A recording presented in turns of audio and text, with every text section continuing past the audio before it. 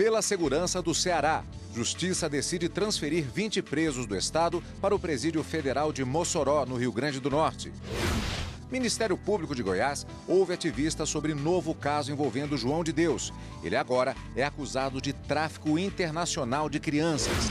Reajuste do mínimo e atenção redobrada dos patrões. Com o novo salário mínimo, patrões precisam atualizar a carteira de trabalho de empregados domésticos.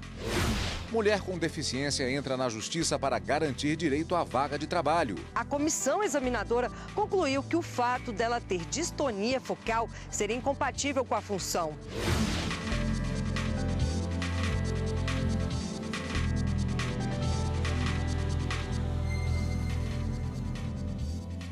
Olá, boa tarde.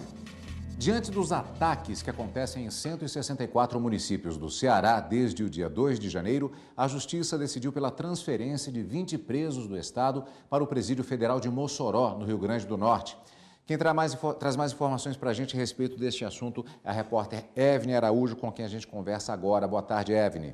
Oi, Cadu, boa tarde. Olha, a transferência foi feita na madrugada de hoje, por volta de 2 horas da manhã. A parceria é entre o governo estadual e o Departamento Penitenciário Nacional. Bom, as vagas no Presídio Federal de Mossoró já haviam sido liberadas na semana passada, mas o monitoramento e a definição dos presos ainda precisava ser concluídas, já que eles fazem parte de diferentes facções criminosas. Agora, longe do Ceará, eles devem ser realocados em outras 4 unidades prisionais ligadas ao Ministério da Justiça. Cadu. Obrigado, Evne Araújo, com informações ao vivo para o Jornal da Justiça, primeira edição. Todos os sentenciados pela Justiça baiana que cumprem pena já estão registrados no sistema criado pelo Conselho Nacional de Justiça para unificar o acompanhamento do Poder Judiciário sobre a população carcerária brasileira. No total, foram cadastrados 28 mil processos de execução penal que tramitam na Justiça do Estado da Bahia. Com o sistema eletrônico de execução unificado em operação em todo o país, a Justiça vai poder acompanhar informações sobre a identidade dos presos e quanto tempo cada um deles passa na prisão. E a Polícia Rodoviária Federal prendeu um caminhoneiro que dirigia sob efeito de cocaína na BR-116, entre Curitiba e São Paulo. Uma viatura da Polícia Rodoviária Federal fazia ronda na BR-116 entre Curitiba e São Paulo por volta do meio-dia de ontem, quando vários motoristas apontaram na direção do caminhão. Ele dirigia em zigue-zague, fazia mudanças repentinas de faixa jogando o veículo em direção a outros carros e passou a fazer o mesmo com a viatura, evitando a ultrapassagem. Pega uma viatura de apoio para vir em sentido, para dar um apoio para a gente, sentido Curitiba, então a gente não consegue ultrapassar esse caminhão, sabe? A situação perigosa se transformou em uma perseguição policial envolvendo diversas viaturas e até um helicóptero. Temendo um acidente grave, os policiais rodoviários dispararam na direção dos pneus do caminhão. Mesmo com os 5 pneus furados, o motorista continuou na fuga, que durou mais de 60 quilômetros. Ao chegar na barreira montada no quilômetro 56, o motorista tentou desviar pelo canteiro central, onde acabou parando. Estão querendo pegar o cara lá. Nossa Senhora! Pegaram o carguinho, pegaram. Cercado pela polícia, ainda resistiu à prisão. Preso, o motorista de 23 anos admitiu que era usuário de cocaína.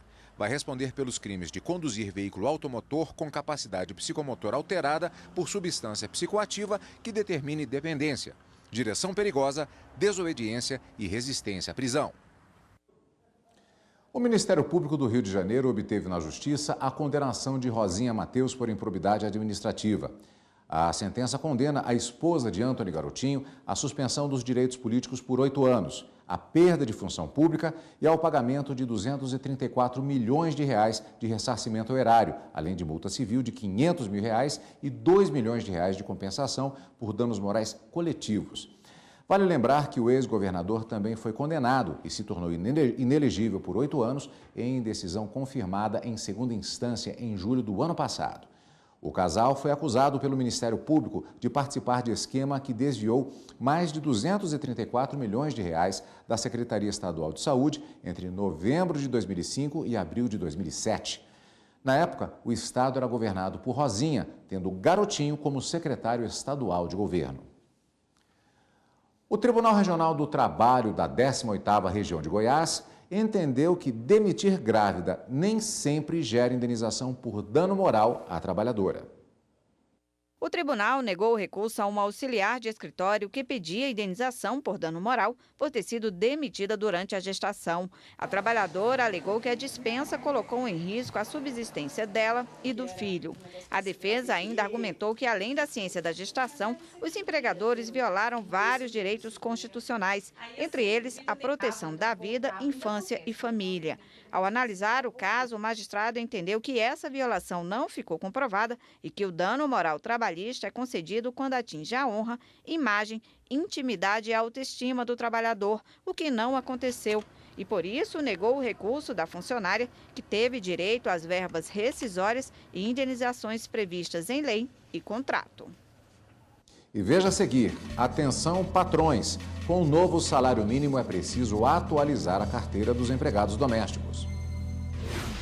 O valor para 2019 é de R$ 998 e deve ser registrado no E-Social já em janeiro.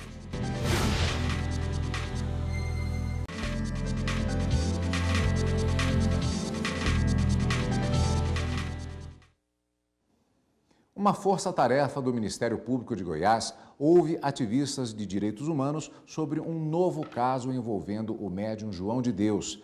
Agora ele está sendo acusado de tráfico internacional de crianças. Quem conta para a gente mais detalhes a respeito dessa força-tarefa é o repórter Gabriel Seafri, com quem nós conversamos agora ao vivo. Boa tarde, Gabriel. Oi, Cadu, boa tarde para você, boa tarde a todos. Duas promotoras que fazem parte da força-tarefa montada pelo Ministério Público de Goiás ouviram as ativistas de direitos humanos Sabrina Bittencourt e Maria do Carmo. As ativistas foram ouvidas após relatarem terem possível conhecimento de crimes que teriam sido praticados por João de Deus, entre eles o tráfico internacional de crianças. O depoimento de Sabrina Bittencourt começou na terça e continuou hoje. Depois que forem concluídos, os depoimentos vão receber os encaminhamentos possíveis, como por exemplo, uma eventual transferência ao Ministério Público Federal.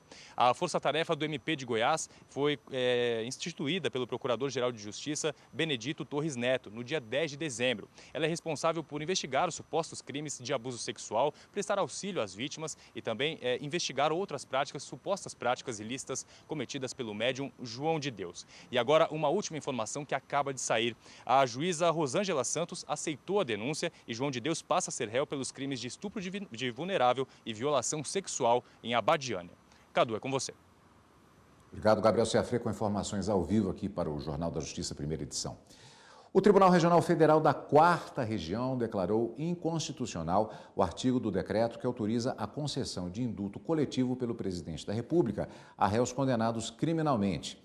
A decisão é válida para os estados do Rio Grande do Sul, Santa Catarina e Paraná, que integram a 4ª Região da Justiça Federal.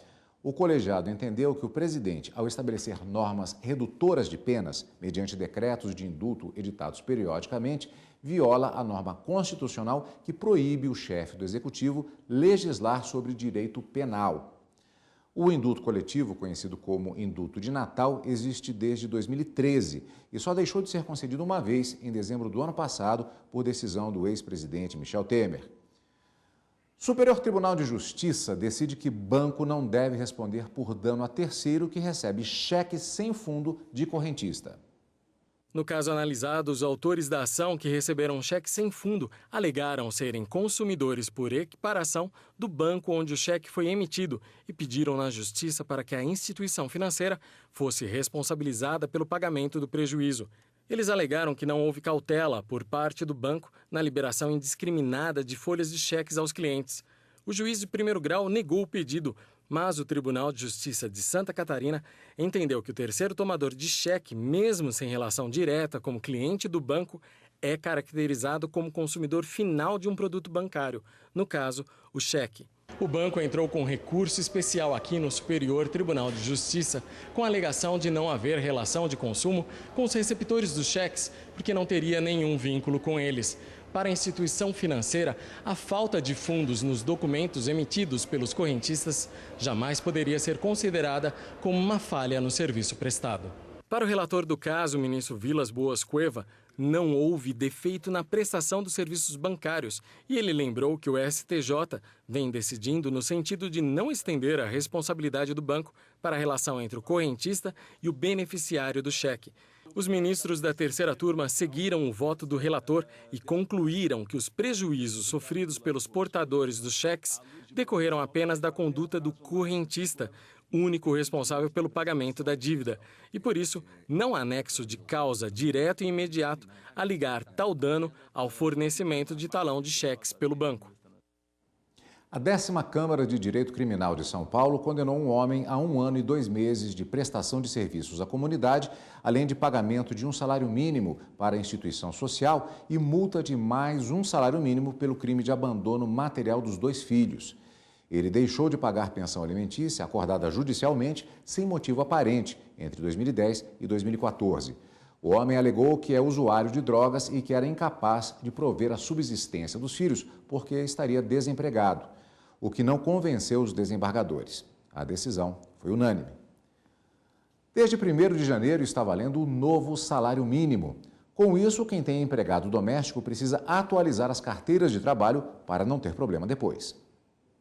A carteira de trabalho do Francisco está lotada. Afinal, são 15 anos como caseiro e com a mesma patroa. Ao longo deste período, nunca teve problemas para garantir direitos. A gente tem uma boa relação, patrão e empregado. Eu acho que hoje é o mais necessário entre patrão e empregado, principalmente o respeito entre um e o outro. Se você tem isso, você vai longe. Ele recebe 2 salários mínimos. Trabalha de segunda a sexta-feira, de 8 horas da manhã às 2 da tarde. Cuida principalmente do jardim e da manutenção da casa. Marta é a patroa. Pessoalmente, toma conta da situação trabalhista do Francisco. Faz questão de atualizar todos os detalhes. Todo dia 30 eu tenho que atualizar a folha de pagamento. Dia 30 eu entro no sistema, informo o valor daquele mês. Ele já me calcula todas as taxas, emite a guia de recolhimento com código de barra, tudo automático. Eu não preciso fazer cálculo nenhum, só informar dados. Segundo o IBGE, 1,5 milhão de empregados domésticos trabalham formalmente no Brasil. E agora, com o novo salário mínimo, a carteira de trabalho precisa de modificação.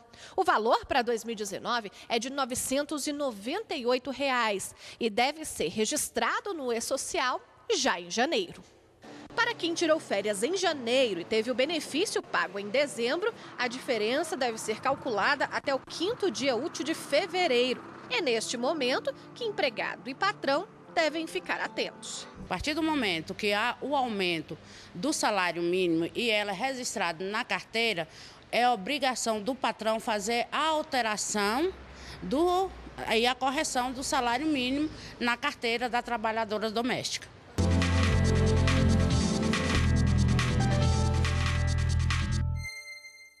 E quem está aqui com a gente para falar mais sobre o reajuste é o advogado trabalhista Cláudio Santos. Doutor, antes de mais nada, mais uma vez, obrigado pela presença aqui conosco. Agradeço. Doutor, como é que fica a situação, então, portanto, nesse período de transição? Já é válida de pleno direito, tem que estar recebendo e registrado na carteira de trabalho o novo valor do salário mínimo? Sem dúvida. Esse valor ele é aplicado agora para o pagamento do mês de janeiro, ou seja, você trabalha o mês de janeiro e vai receber esse salário no mês de fevereiro, porque o empregador tem até o 5º dia útil para pagar o seu empregado. Então, o mês de janeiro que será trabalhado, ele será remunerado até o 5º dia útil do mês subsequente, que no caso é o mês de fevereiro. O impacto, toda vez que há um reajuste do salário mínimo, ele acaba sendo bastante variado de região para região e dependendo até da natureza da atividade de quem está recebendo o salário mínimo. Mas para a situação do empregado doméstico, é uma situação um pouco mais delicada. Porque é garantido pela Constituição o direito de o trabalhador doméstico também receber o salário mínimo. Então, toda vez que há um aumento do salário mínimo, o empregador deve atualizar esse valor e aí ver como adequar isso nas suas economias, enfim, no seu cotidiano da família, para poder remunerar esse trabalhador. Ele não pode deixar de pagar o salário mínimo ao empregado doméstico, que é um direito constitucional. Mas há que se fazer também a questão da jornada, uma proporção porque o salário mínimo é para uma jornada de 8 horas e 44 horas semanais. A depender da forma da contratação do empregado doméstico, tem que fazer adequação ao valor do salário mínimo. Como é que fica aquela situação, no caso do trabalhador doméstico, do ou da diarista? É uma situação diferente. A diarista, até pela própria Lei Complementar 150, que foi aprovada recentemente, ela diz até 2 dias não é empregado doméstico, é diarista, portanto não se aplica a essa legislação trabalhista, é um contrato de prestação de serviço que deve ser remunerado e pago com o recibo de pagamento autônomo, chamado RPA, portanto não tem todo o rol dos direitos do artigo 7º da Constituição. Nem é necessário você fazer o cálculo proporcional, por exemplo, da diária em função de quanto seria o equivalente a partir do cálculo do próprio salário mínimo. Não há necessidade, aí é uma relação de prestação de serviços, não há que se observar esse salário mínimo. Aqui no Distrito Federal, por exemplo, nós temos o valor das diárias de acordo com a região administrativa, então é só buscar na Secretaria de Relações do Trabalho aqui do DF para ver o valor dessas diárias. Geralmente, quem toma esse serviço segue essa regra, mas não há necessidade. Há uma liberdade de contratação em relação a esse valor. Agora, e como é que fica a situação do trabalhador que tira férias agora exatamente nesse mês de janeiro, que é muito comum, e a perspectiva do cálculo a partir do salário mínimo anterior? No caso das férias, a CLT determina que elas sejam pagas até 2 dias antes do início das férias. Então, você adianta a remuneração de férias. Quem vai tirar férias em janeiro, recebeu o seu salário até 2 dias antes de entrar em férias, no caso, em dezembro. Então, quando ele retorna de férias, como houve o aumento do salário mínimo, no próximo pagamento, o empregador vai ter que fazer esse ajuste, porque o valor do salário de janeiro foi reajustado. E como ele não tinha esse valor em dezembro, então haverá que ter a complementação. Porque as férias você recebe adiantado, inclusive com adicional de 1/3, é muito importante. A remuneração de férias, ela é sempre acompanhada de 1/3 daquela remuneração. Bom, sempre vale salientar as obrigações que tem o empregador em relação a todo esse processo burocrático. Quais são elas?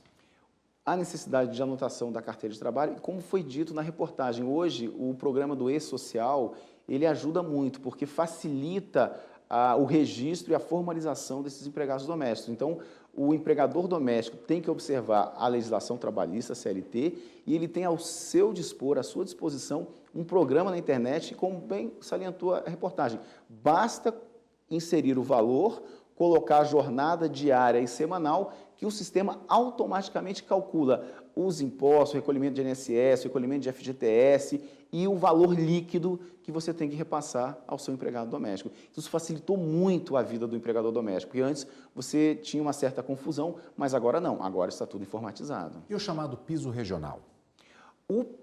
Alguns estados da federação têm um piso salarial diferenciado desse piso nacional. Ele não pode ser inferior ao salário mínimo estabelecido nacionalmente. Então, nos estados da federação em que há um piso regional, o empregador doméstico deverá observar o valor desse piso. Então, você tem alguns Rio de Janeiro, São Paulo, tem alguns estados que têm um piso diferenciado.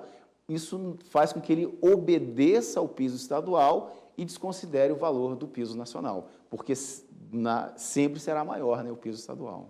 Doutor Cláudio, muito obrigado pela sua participação para falar sobre esse tema aqui conosco. Obrigado, eu agradeço. E no próximo bloco, a acessibilidade é assegurada por lei, mas ainda há muitas barreiras para as pessoas com deficiência. Calçada mal feita, piso tátil mal feito. Também para pegar ônibus não existe um aplicativo para o deficiente visual pegar ônibus sozinho.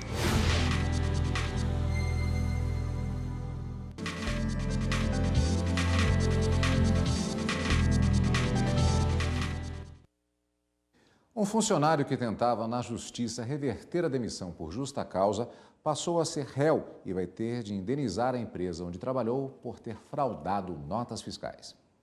Um funcionário trabalhou por mais de 20 anos numa fábrica de equipamentos de proteção individual e tentava reverter na justiça a demissão por justa causa. O que ele não esperava era que a empresa, que antes era ré, passou a acusá-lo. Segundo a empresa, o trabalhador tinha cargo de confiança e emitia notas fiscais falsas para a contratação fictícia de serviços. De acordo com o processo, ele sacava valores na boca do caixa para dificultar a identificação do esquema. A 5ª turma do Tribunal Regional do Trabalho no Rio Grande do Sul manteve a sentença de primeira instância e, além de negar o pedido do trabalhador, determinou que ele deve indenizar a empresa em R$ 587 mil por danos materiais pelos prejuízos financeiros. Após a ação civil pública movida pelo Ministério Público Federal, foi concedida liminar determinando à União a implantação, no prazo de 90 dias, do controle eletrônico de frequência em todos os hospitais federais e institutos vinculados ao Ministério da Saúde no Rio de Janeiro. A medida torna obrigatório o uso do ponto eletrônico para registrar a frequência dos servidores no trabalho. Em caso de descumprimento, a Justiça fixou multa diária de R$ 5 mil à União, de forma solidária com cada um dos gestores que descumprirem a decisão, além de sanções administrativas e penais.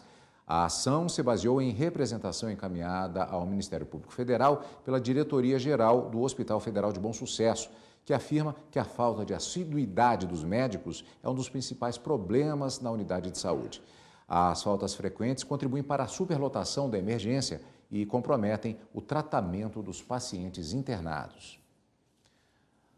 No Brasil, quase 46 milhões de pessoas têm algum tipo de deficiência.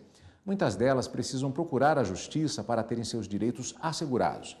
Você vai ver na reportagem de Kátia Gomes como o Superior Tribunal de Justiça tem tratado esses casos. Atividades do dia a dia, como ir ao supermercado ou atravessar a rua, podem até parecer simples. Mas para quem depende de uma cadeira de rodas ou não enxerga, pequenos obstáculos se tornam grandes desafios. Calçada mal feita, piso tátil mal feito. Também para pegar ônibus não existe um aplicativo para o deficiente visual pegar ônibus sozinho. E essa dificuldade atrapalha muito. Segundo dados do IBGE, o Brasil possui 45,6 milhões de pessoas com algum tipo de deficiência, quase 24% da população. A deficiência visual apresenta a maior ocorrência, afetando 18,6% da população brasileira. Em segundo lugar, está a deficiência motora, seguida da deficiência auditiva e da deficiência mental ou intelectual. Apesar de nem sempre ser respeitada, a acessibilidade é assegurada por lei. E as garantias dos deficientes vão além de uma rampa de acesso ou um ônibus adaptado. Quem possui alguma deficiência tem prioridade de atendimento, gratuidade ou descontos em transportes públicos, vagas exclusivas em estacionamento, desconto de impostos como IOF, IPI, IPVA e ICMS. Se a pessoa adquiriu uma deficiência no decorrer de um contrato de casa própria, pode pedir a quitação da dívida. No setor privado, empresas com mais de 100 funcionários devem reservar de 2% a 5% de todas as vagas para trabalhadores que apresentem algum tipo de deficiência. Também precisam ser reservadas ao menos 5% do total de vagas em universidades e institutos de ensino superior públicos. Em concursos públicos, os deficientes também têm vagas garantidas desde a Constituição de 88, no mínimo 5% e no máximo 20%.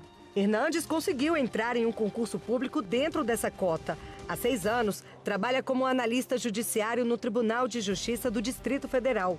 Ele é um exemplo de superação e força de vontade. Formado em administração, também tem pós-graduação em processo civil e só parou o mestrado para estudar para o concurso, onde esbarrou em muitas dificuldades. A principal dificuldade que eu percebo no concurso, no momento, é o acesso a materiais totalmente acessíveis, porque há muitos materiais vendidos que não são acessíveis e quando eles vendem o formato, que é em PDF, eles vendem no formato de imagem. Então deveria ter materiais mais acessíveis. Não é fácil, o concurso às vezes também não é muito justo em virtude das cotas, porque é todo mundo colocado no mesmo saco, vamos dizer assim, e deveria ter uma legislação mais específica acerca desse tema. O analista judiciário usa um programa que faz a leitura de textos e também conta com a ajuda de um estudante de direito. O programinha vai falando, as letras, J, E, I, e assim por diante. Para garantir uma vaga em um concurso público por meio de cotas como o Hernandes, a pessoa precisa declarar qual deficiência possui e apresentar laudos médicos. Se a incapacidade for confirmada, a pessoa consegue tomar posse. Mas uma candidata precisou entrar na justiça para garantir esse direito. Ela havia sido excluída do concurso público para a vaga de escrevente técnico judiciário, porque a comissão examinadora concluiu que o fato dela ter distonia focal seria incompatível com a função. Essa é uma deficiência que pode afetar um ou mais músculos e causar contrações e movimentos involuntários. Inconformada com a decisão da comissão, a candidata acionou a justiça para conseguir um mandado de segurança. O pedido foi negado pelo Tribunal de Justiça do Estado de São Paulo. No STJ, entretanto, o relator, ministro Francisco Falcão, observou que a avaliação da compatibilidade entre as atribuições do cargo e a deficiência da candidata só poderia ser feita por equipe multiprofissional e durante o estágio probatório, como prevê a legislação. Por isso, o ministro reconheceu o direito da candidata de figurar na lista especial e geral de aprovados no concurso. Essa edição do Jornal da Justiça fica por aqui. Uma boa tarde para você e até amanhã.